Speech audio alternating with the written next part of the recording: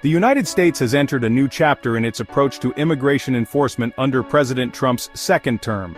The administration has made it a top priority to apprehend and deport undocumented immigrants, particularly those with criminal records. This represents a significant shift from previous policies. The president has made it clear that he intends to prioritize the removal of individuals deemed a threat to public safety.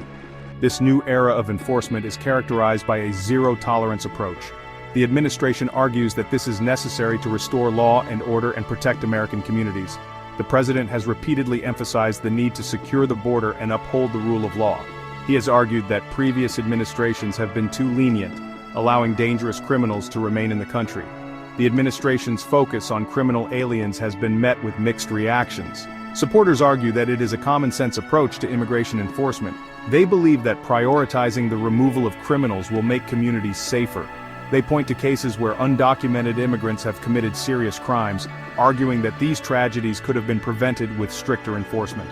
Critics, however, express concerns about the potential for racial profiling and the erosion of trust between immigrant communities and law enforcement. They argue that the administration's rhetoric demonizes immigrants and creates a climate of fear. They also point out that many undocumented immigrants with criminal records have committed minor offenses such as traffic violations and do not pose a threat to public safety.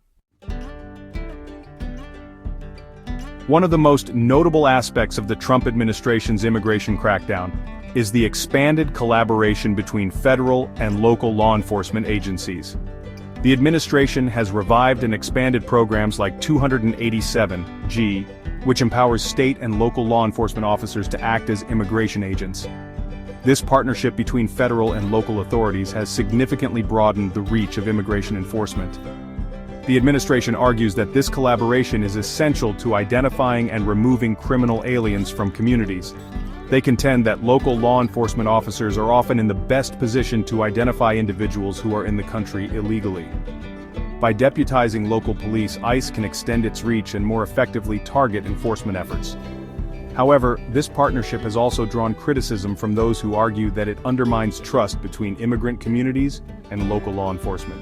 They fear that immigrants will be less likely to report crimes or cooperate with police if they believe it could lead to their deportation or the deportation of family members.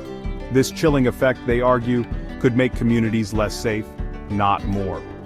Furthermore, critics point to the lack of oversight and training for local officers acting as immigration agents. They argue that this lack of oversight could lead to racial profiling and other abuses of power. They cite cases where local police have wrongly detained or questioned individuals based on their race or perceived immigration status. The Trump administration's immigration crackdown has sparked intense debate across the United States. Supporters of the administration's policies argue that they are necessary to protect public safety and uphold the rule of law. They point to statistics showing that a disproportionate number of crimes are committed by undocumented immigrants. They argue that by removing these individuals from the country, the government is making communities safer. Moreover, supporters contend that the administration's focus on border security is essential to preventing illegal immigration and drug trafficking. They argue that a strong border is necessary to deter individuals from entering the country illegally and to prevent the flow of drugs and other contraband.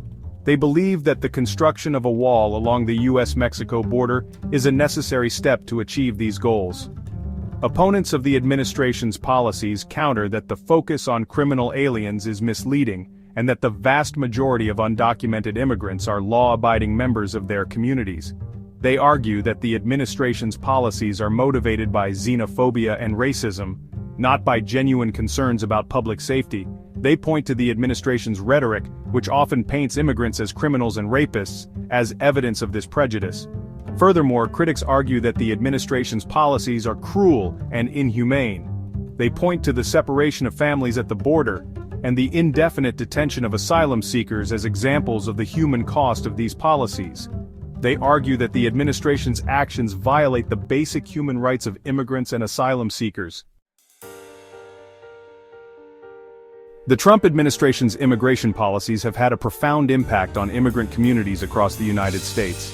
The increased enforcement has created a climate of fear and uncertainty, causing many families to live in hiding and avoid contact with authorities. The administration's efforts to restrict legal immigration have also had a significant impact, making it more difficult for families to reunite and for skilled workers to obtain visas.